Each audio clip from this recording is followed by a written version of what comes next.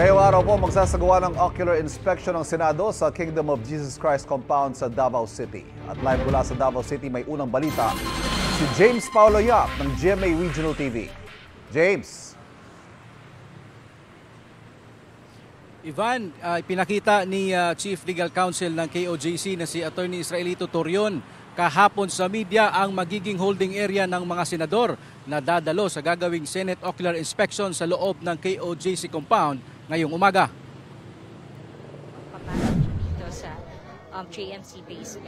Pasado alas 4 ng hapon kahapon nang pinapasok ang media sa KOJC compound kasama ang Chief Legal Counsel ng KOJC na si Attorney Israelito Torion. Ipinakita ni Torion ang inihandang holding area para sa mga senador na magsasagawa ng ocular inspection ngayong araw sa loob ng Jose Maria College na bahagi ng KOJC compound sa Davao City.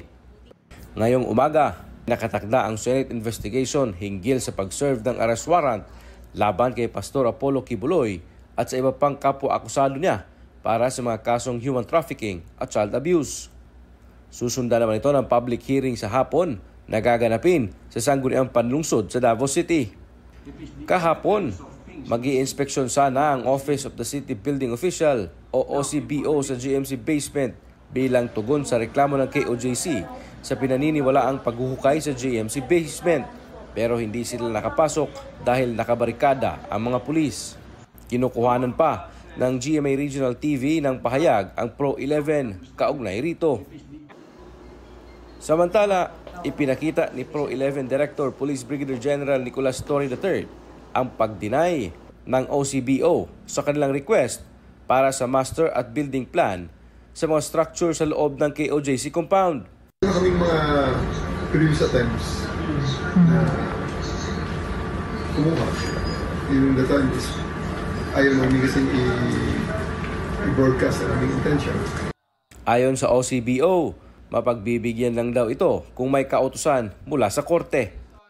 Samantala, hinggil sa kasiguruhan ni General Torre na nasa loob pa ang target personalities, sagot ni Torion, they have already made intrusive searches in all of the nooks and crannies of the KOJC and GMC.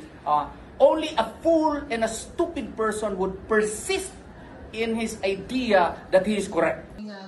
Ayon kay Torion, natanggap na nila noong Miyerkules ang kautusan ng Court of Appeals hinggil sa pag-void ng temporary protection order ng korte sa KOJC. Hindi umano sila hiningan ng komento hinggil dito. The siege in the KOJC is committed, no? The violations are committed rather in Davao City. Then we feel that RTC Davao City has jurisdiction on the matter and we are filing an MR, immediate MR, no? Most respectful motion for reconsideration so as to give the Court of Appeals the chance to take a second look into its resolution. Handa na naman si Torres sa Senate investigation.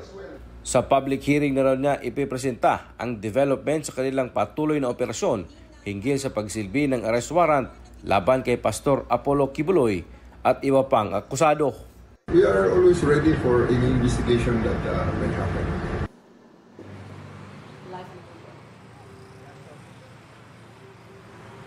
Ivan, hanggang sa mga oras na ito ay hinihintay pa rin natin ang pagdating ng mga senador dito sa KOJC compound. Samantala, alas 10 ng umaga, inaasahang magsisimula ang kanilang pag-iikot sa loob ng KOJC compound na susundan naman ng isang Senate hearing mamayang alauna ng hapon sa Sangguniang Panlalawigan o sa Sangguniang Panlungsod Session Hall dito sa Davao City.